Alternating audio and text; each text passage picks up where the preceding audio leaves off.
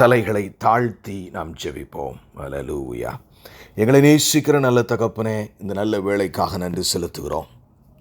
நீர் ஒருவரே தேவன், வேறு ஒருவரும் இல்லை ஆண்டவரே. நீர் ஒருவரே தேவன், வேறு ஒருவரும் இல்லை அப்பா. நீர் எங்களோடு கூட பேசும் இந்த நாளிலே உம்முடைய வார்த்தையை கேட்பதற்காக மிக கவனத்தோடு கூட நாங்கள் வந்து நிற்கிறோம் அப்பா.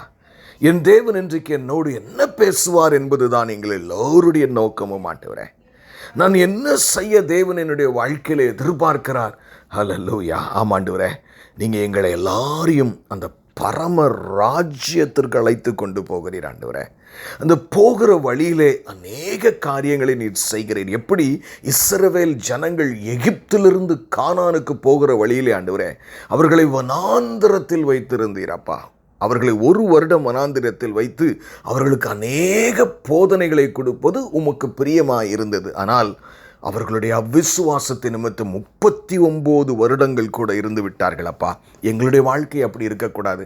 அவர்கள் 39 வருஷம் இருந்ததற்கு காரணம் வேறு ஒன்றுமில்லை ஆண்டவரே, உம்மை விசுவாசிக்கவில்லை, உம்முடைய வார்த்தைகளுக்கு அவர்கள் கீழ்ப்படியவில்லை அப்பா. நாங்களும் எங்களுடைய கிறிஸ்தவ வாழ்க்கையிலே ஆண்டவரே இப்படி அநாசியமான 39 வருடங்கள் எங்கள் வாழ்க்கையில் இராதிருக்க நீர் எங்களுக்கு இன்று உதவி செய்ய வேண்டுமாய் ஜெபிக்கிறோம். ஆசீர்வதியம். மீட்பெரும் இரட்சகருமாகிய இயேசு கிறிஸ்துவின் மூலம் ஜெபம் கேளும் எங்கள் ஜீவனுள்ள நல்ல பிதாவே, ஆமென். எனக்கு அருமையான தெய்வ ஜனமே, இஸ்ரவேலின் தேவன் உயிரோடு கூட இருக்கிறார். நம்ம ஒரு சீரியஸை தான் நம்ம பார்த்துக்கிட்டு இருக்கோம். அதில் ஒரு பகுதியில் மிக ஆழமாக இன்றைக்கி பார்க்க போகிறோம். என்ன நம்முடைய தலைப்பு? If you are a born again Christian, it should reflect in 10 areas in your life. தமிழில் அதை சொல்ல வேண்டுமானால், நீ ரட்சிக்கப்பட்டவன் என்று சொல்லுவாயானால் அது உன் வாழ்க்கையிலே 10 இடங்களிலே வெளிப்படுத்தி காட்டப்பட வேண்டும். ஆமென், ஆமென். யார்? நம்ம ஒருவரை ஒருவர் நேசிக்கிறது. ஆண்டவர் அப்படி தான் சொல்கிறார் இல்லையா? ஆமாம். நம்ம அதெல்லாம் பார்ப்போம். இன்றைக்கு நிறைய காரியங்களை பார்த்துட்டோம். நம்ம தொடர்ந்து மனம் திரும்பிக் கொண்டே இருக்க வேண்டும். நம் விசுவாசத்திலே உறுதியாக இருந்து நம்முடைய வார்த்தைகள் விசுவாசத்தின் பிரதிபலனாய் நம்முடைய வாழ்க்கையும் வார்த்தையும் இருக்க வேண்டும். தேவ சித்தத்தின்படி வாழ வேண்டும், அவருடைய வசனத்தின்படி வாழ வேண்டும், அவரை நேசித்து வாழ வேண்டும். அப்படி அநேக காரியங்களை நாம் பார்த்திருக்கிறோம். ஆமென். என நம்மை நாம் வெறுத்து சிலுவையை எடுத்துக்கொண்டு வாழ வேண்டும் என்று அநேக காரியங்களை நாம் பார்த்தோம்.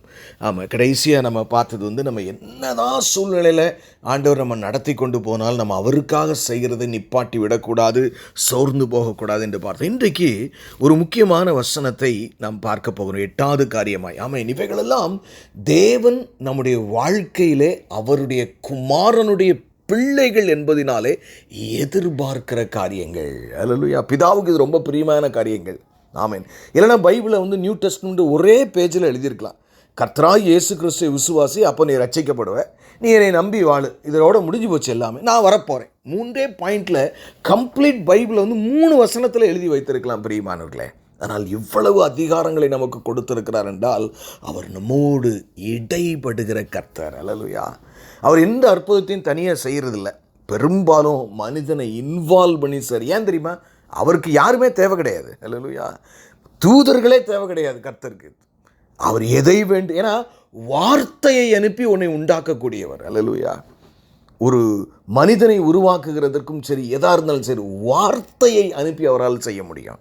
எந்த ஒரு காரியத்தையும் உருவாக்க முடியும். அவ்வளோ பெரிய தேவன். ஆனால் நீங்களும் நானும் அவர்களோடு ஒரு ஃபெலோஷிப், ஆண்டவரோடு ஒரு உறவு கொள்ள வேண்டும் என்பதற்காகத்தான் நம் மூலமாய் அநேக காரியங்களை செய்கிறார். மறந்து விடாதீர்கள் பிரியமானவர்களே. Our God is interested in having fellowship with us. Hallelujah.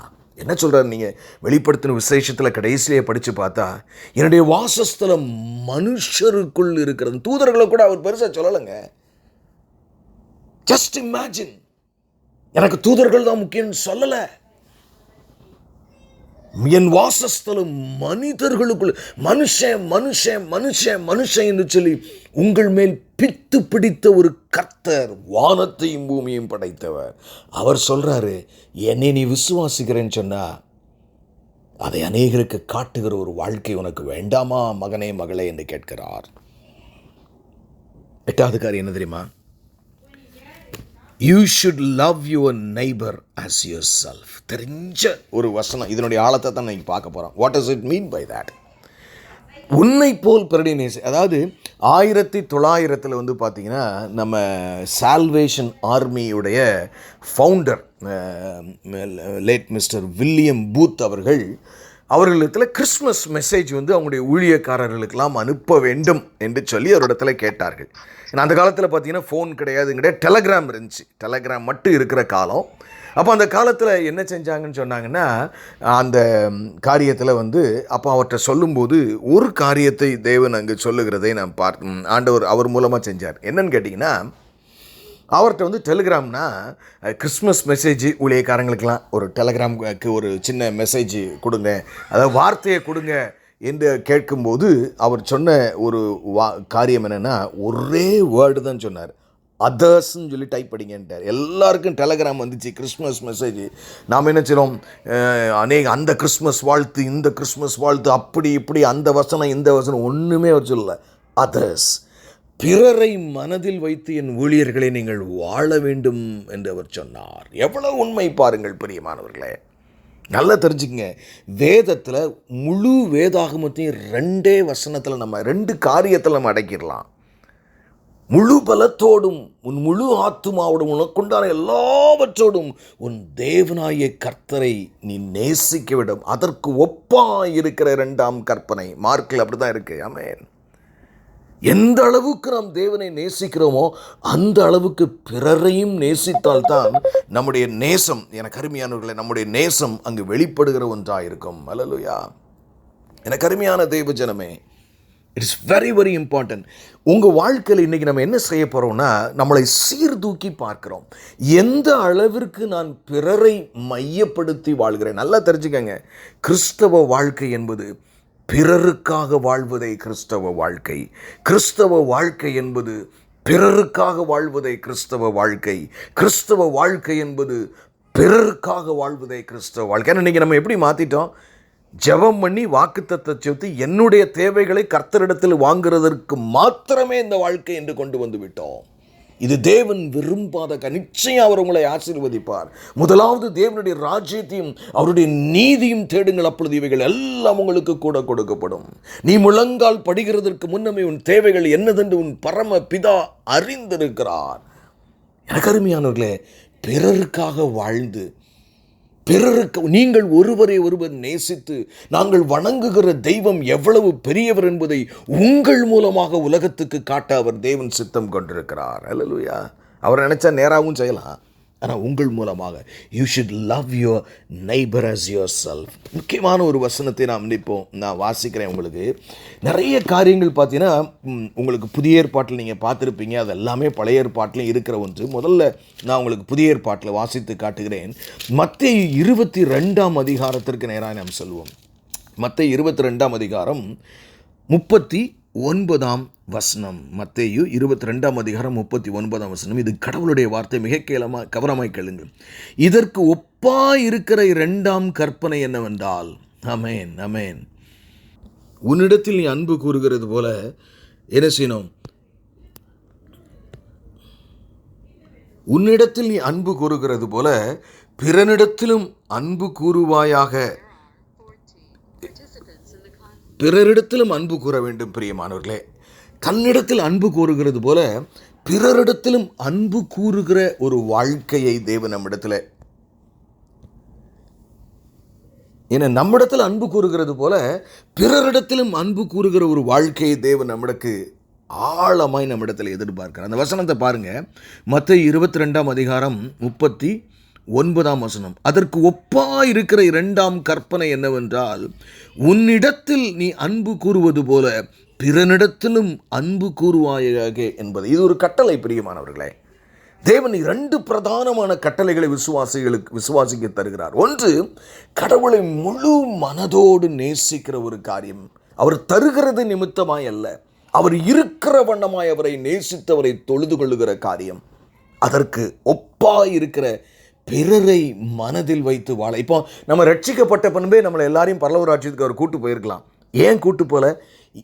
பிறருக்காக நீ வாழ வேண்டும் என்று அவரை நம்மை வைத்திருக்கிறார். இந்த வசனம் பார்த்தீங்கன்னா ஆமேன். எங்கே இருக்குது பழைய ஏற்பாட்டில் இயேசு கிறிஸ்து எதிலிருந்து எடுத்து சொல்கிறாரு? லேவியராகமம் 19ஆம் அதிகாரம் 18ஆம் வசனம் இப்படி சொல்லுது. லேவியராகமம் 19ஆம் அதிகாரம் 18ஆம் வசனம், பழிக்கு பழி வாங்காமலும், நல்லா கவனிங்க, உன் ஜனப்புத்திரர் மேல் பொறாமை கொள்ளாமலும், உன்னில் நீ அன்பு கூறுகிறது போல் பிறனிலும் அன்பு கூறுவாயாக, நான் கர்த்தர். அல்லேலூயா. நான் உன்னை பார்த்து கொண்டிருக்கிறேன், இது உன்னிடத்தில் எதிர்பார்க்கிறேன்.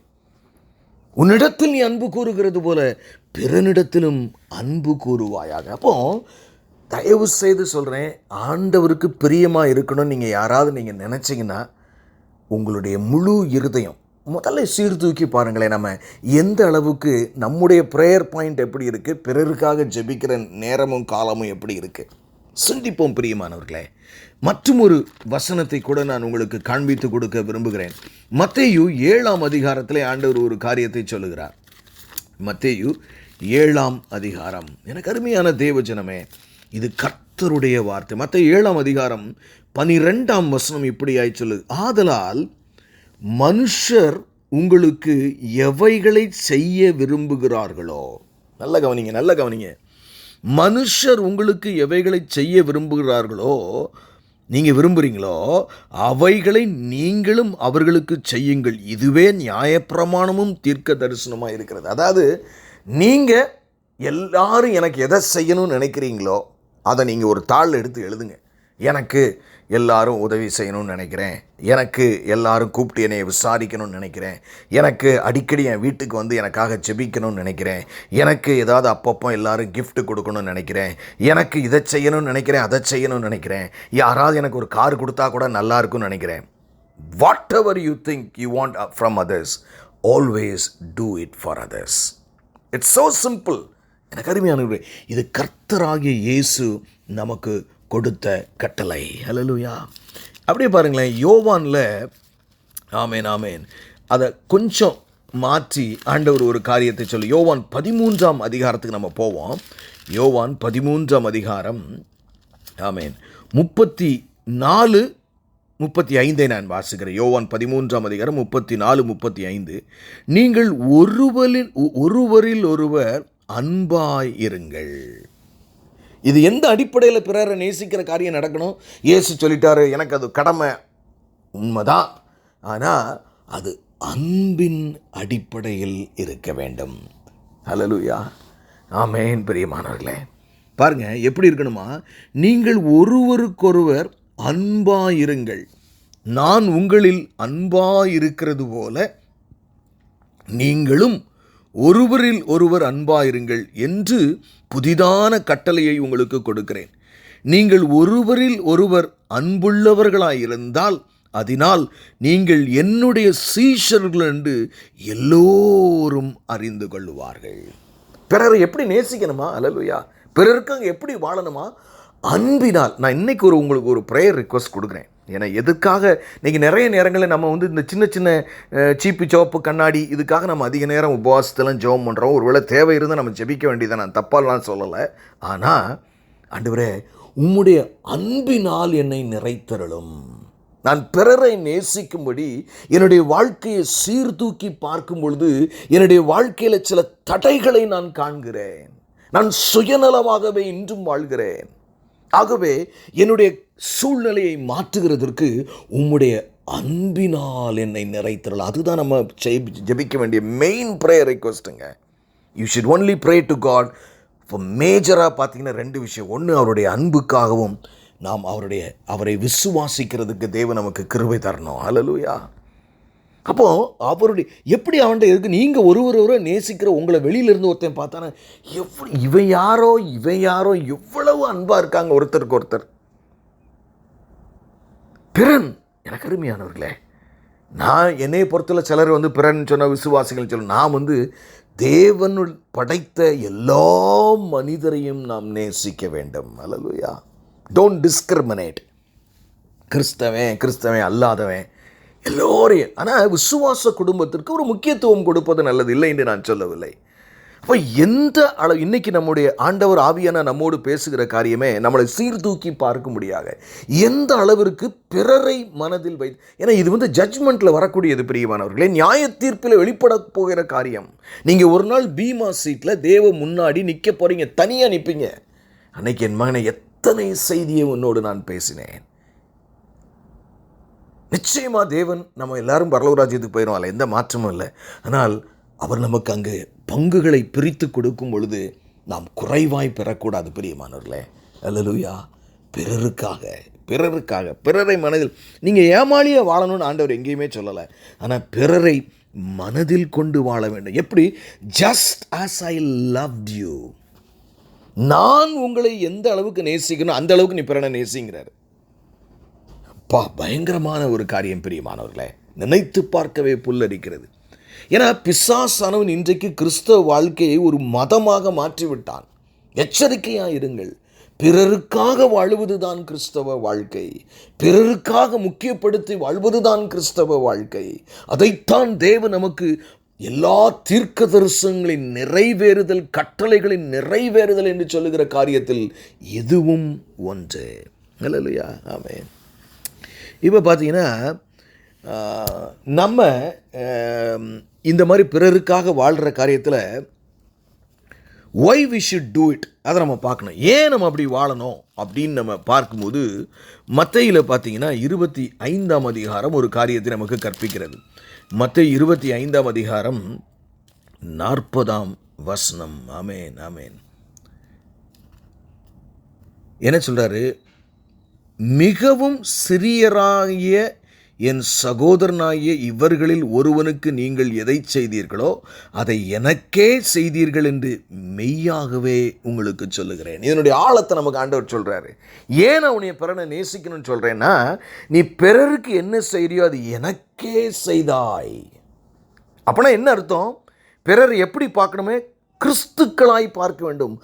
தேவன் படைத்த மனிதன் இவனை நான் என்னுடைய இயேசுவுக்கு நான் என்ன செய்வனோ அதை நான் பிறனுக்கு, மனிதனுக்கு செய்ய வேண்டும் என்று சொல்லி, அதைத்தான் பரலோக ராஜ்யத்தில் வரும்போது சொல்கிறாரு, நாங்கள் உங்களை எப்போ பசியாய் கண்டோம்னு கேட்பார் எல்லாரும், இல்லையா? உங்களுக்கு தெரியாது. இந்த சிறியவளோருக்கு நீ எதை செய்தாயோ, எனக்கு பிரியமானவர்களே, ரிவார்டே உங்களுக்கு பிறருக்காக என்ன செய்கிறீங்களோ அதை உங்கள் பிள்ளைகளுக்காக நல்லா சேர்த்து வைங்க, ஒன்றுமே தப்பே இல்லை. ஆனால் கிறிஸ்தவ வாழ்க்கையின் சாராம்சமே பிறருக்காக வாழ்வது தான். என்ன அழகான அந்த வசனத்தை நான் மீண்டும் வாசிக்கிறேன் பாருங்கள். மத்தேயு 20. ஏன் நம்ம அப்படி செய்யணுமா? 40ஆம் வசனம். மிகவும் சிறியவராகிய என் சகோதரரான இவர்களில் ஒருவனுக்கு நீங்கள் எதை செய்தீர்களோ அதை எனக்கே செய்தீர்கள் என்று மெய்யாகவே உங்களுக்கு சொல்லுகிறேன். யாரெல்லாம் இயேசு கிறிஸ்துவை டச் பண்ணி பார்த்து அவங்களுக்கு பசியாக இருக்கும்போது, ஒருத்தர் பசியாக இருந்தேன்னா அவனுக்கு ஆகாரம் கொடுக்கும், இயேசுவுக்கு பசியாக இருக்கார் கொடுக்குறோன்னு நினைங்க, தப்பே இல்லை. ஆனால் இது எப்படி செய்யப்பட வேண்டுமா? அன்பின் அடிப்படையில் செய்யப்பட வேண்டும். கடமையின் அடிப்படையில் இல்லை, கட்டாயத்தின் அடிப்படையில் இல்லை. இயேசுவை போல நாம் ஒருவரோடு நேசிக்கிறது இயேசுவை வெளிப்படுத்துகிற ஒன்றாக இருக்க வேண்டும். அல்லேலூயா. ஆமென். ரொம்ப ஆழமான சில காரியங்கள் பிரியமானவர்களே. நம்ம அப்படி கலாத்தியரை பார்க்கும்போது 5ஆம் அதிகாரம் 14ஆம் வசனம் இப்படியாய் சொல்லுகிறது. கலாத்தியர் 5ஆம் அதிகாரம் 14ஆம் வசனம். உன்னிடத்தில் நீ அன்பு கூறுவது போல பிறனிடத்திலும் அன்பு கூறுவாயாக என்று இந்த ஒரே வார்த்தையிலே நியாயப்பிரமாணம் முழுவதும் நிறைவேறும். இந்த ஒரே வார்த்தையிலே, இந்த ஒரே கட்டளையிலே, இந்த ஒரே வார்த்தையில் முழுமை நிறைவேறியது அதர்ஸ். எனக்கு அருமையான தெய்வஜனமே, உங்கள் கவலை எப்படி இருக்கு முதல்ல? ஏன்னா அதான் ரொம்ப இட் ரிஃப்ளெக்ட்ஸ். அதாவது நமக்காக படுகிற கவலை, கண்ணீர் பிறருக்காக இருக்கிறதா? இது நானாய் சொல்லவில்லை பிரியமானவர்களே. ஒருவேளை நமக்கு கடினமான உபதேசமாக கூட இருக்கலாம். ஆனால் அன்பின் கட்டளை இதுக்கு தான். இப்படி நீங்கள் வாழ்ந்தால் தான் பரலோக ராஜ்யத்தில் பொக்கிஷங்களை சேர்த்து வைக்கிறவர்களாக இருப்பீர்கள். ஆமென். எனக்கு இது இல்லாட்டினாலும் பரவாயில்ல, அவங்களுக்கு கிடைச்சா நல்லது தான். நான் இது இல்லாட்டினாலும் பரவாயில்ல, அவனுக்கு அந்த புகழும் பெருமையும் கிடைச்சா நல்லது தான். எனக்கு இது கிடைக்காட்டினாலும் பரவாயில்ல, என் பிள்ளைகளுக்கு இல்லாட்டினாலும் பரவாயில்ல, அவங்களுக்கு கிடைச்சா நல்லதான். நம்ம எவ்வளவு தூரம் சபை இருக்கிறது என்று இந்த வசனங்களின் வெளிச்சத்திலே நாம் வாழ வேண்டும் பிரியமானவர்களே. How far away we are ஏன்னா அவருடைய வருகை மிக சமீபமாக இருக்கிறது, மிக சமீபமாக இருக்கிறது. யாக்கோபு இதை குறித்து, இந்த சப்ஜெக்டை குறித்து சொல்லும்போது ஒரு காரியத்தை எழுதுகிறார். நம்ம அதை பார்ப்போம். யாக்கோபு 2 அதிகாரம் 8 இப்படியாய் சொல்லுகிறார். பைபிளை பாருங்களேன், அந்த ஒரு லேவியராகவும் 19-18 எங்கெங்கெல்லாம் ரிஃப்ளெக்ட் ஆகுதுன்னு பாருங்க. அல்லேலூயா, ஆமென். யாக்கோபு 2 அதிகாரம் 8 ஆமென். 8 உங்களிடத்தில் நீ அன்பு கூறுகிறது போல பிறனிடத்திலும் அன்பு கூறுவாயாக என்று வேத வாக்கியம் சொல்லுகிற ராஜரீக பிரமாணத்தை, அந்த பிரமாணம் வேற என்னது? அல்லேலூயா, பிறரை நேசிக்கிறங்கிற என்ன பிரமாணம்? அந்த ஒரு வார்த்தை என்னது? ராஜரீக பிரமாணம். ராஜரீக பிரமாணம், அதில் தான் எல்லாமே இருக்குன்னு சொல்லுது. Everything is lying on this is the hinge which is opening the door for heaven. ஆமென். என்னமா, உன்னிடத்தில் நீ அன்பு கூறுகிறது போல பிறனிடத்திலும் அன்பு கூறுவாயாக என்று வேத வாக்கியம் சொல்லுகிற ராஜரீக பிரமாணத்தை நீங்கள் நிறைவேற்றினால் நன்மை, ஆமென், நன்மை செய்வீர்கள். உங்களுக்கு நீங்கள் நன்மை செய்யணும்னா இந்த ராஜரீக பிரமாணத்தை நிறைவேற்றுங்கன்னு வேதம் சொல்லுது. ராஜரீக பிரமாணம். ஒரு மனுஷனை ரோட்டில் பார்க்கும்போது, ஒரு விசுவாசிய சபையில் பார்க்கும் பொழுது, ராஜரீக பிரமாணம், இவனை நான் நேசிக்க வேண்டும் என்ற உணர்வு.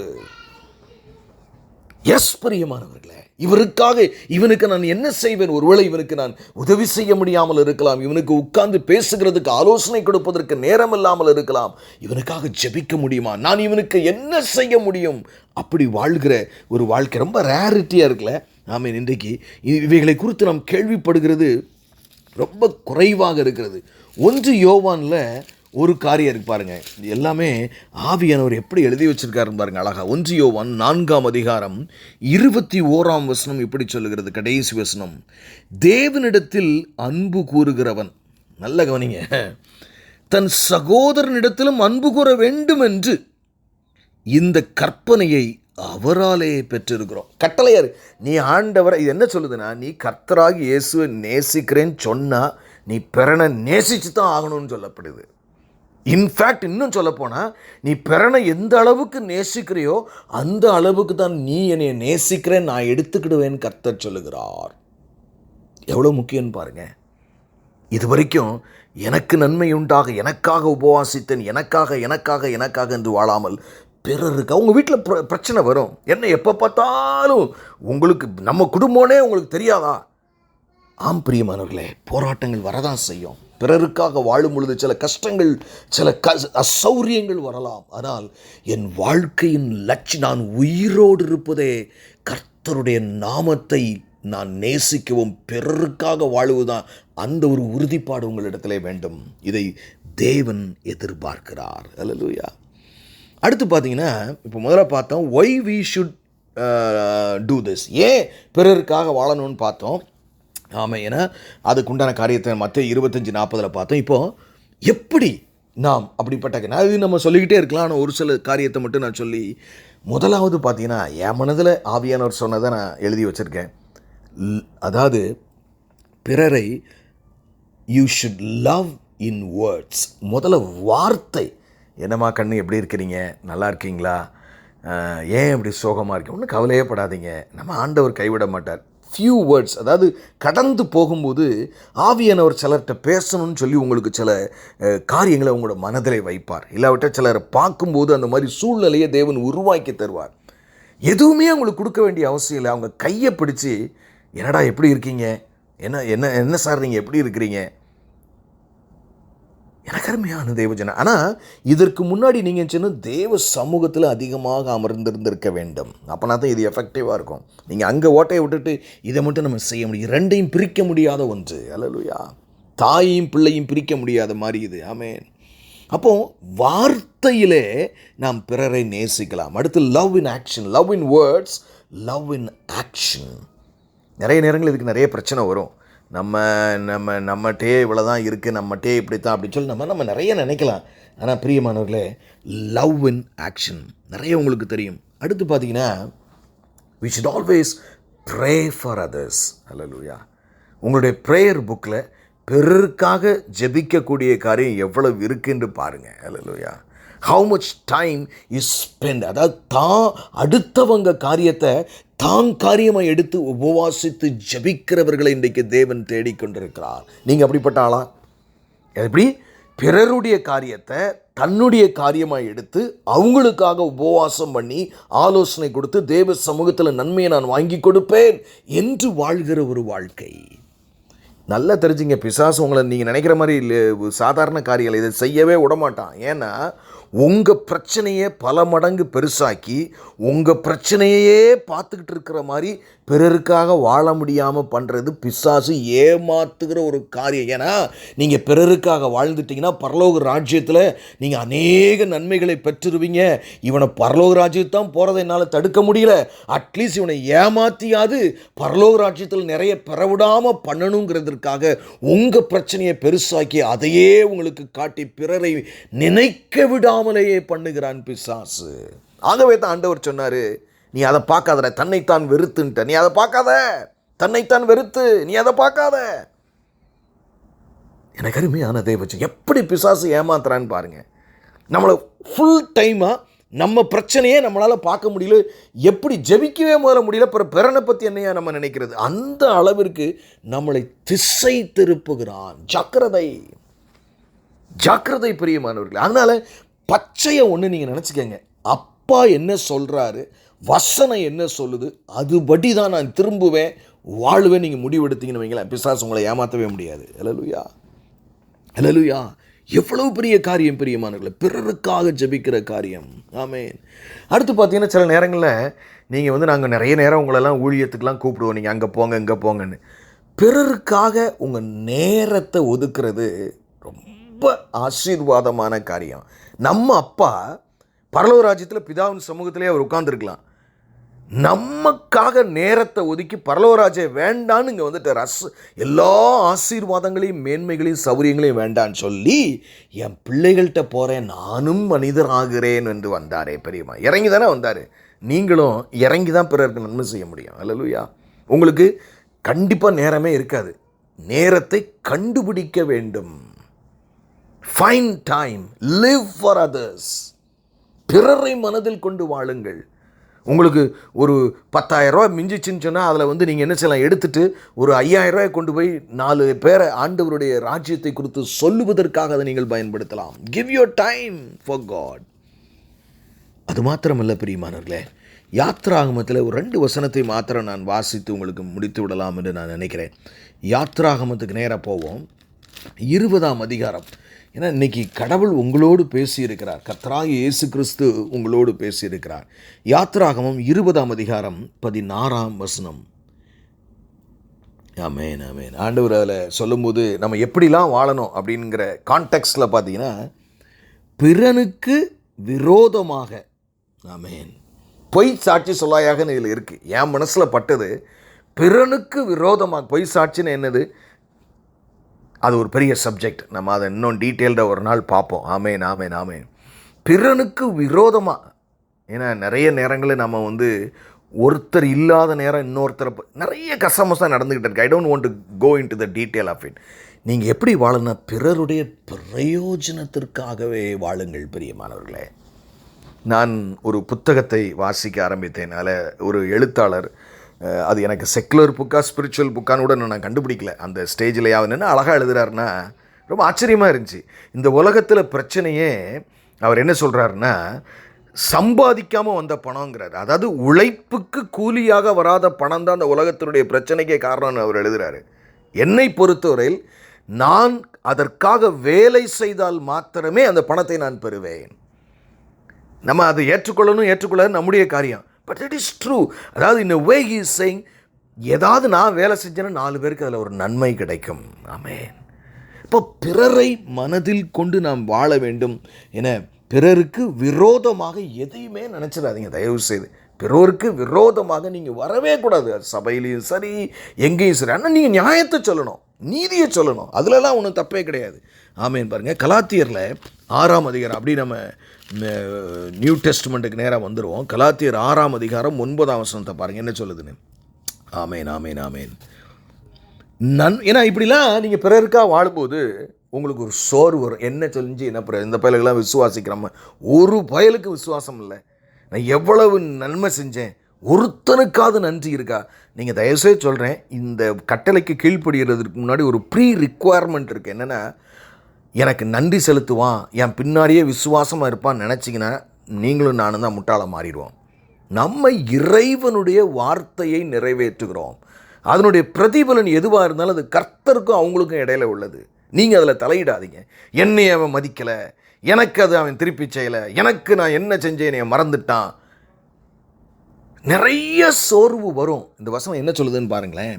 கலாத்தியர் 6:9 நன்மை செய்கிறதில் சோர்ந்து போகாமல் இருப்போமாக, நாம் தளர்ந்து போகாமல் இருந்தால் ஏற்ற காலத்தில் அறுப்போம். எல்லாத்துக்கும் ஒரு காலம் இருக்குது.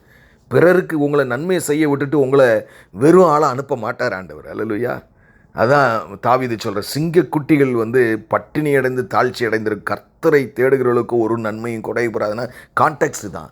நீ பிறருக்காக வாழும் பொழுது, அதாவது தமிழில் ஒரு பழமொழி சொல்லுவாங்க, தாம் பிள்ளைய ஊராம் பிள்ளைய ஊட்டி வளர்த்தா தாம் பிள்ளை தானாக வளரும்பாங்க.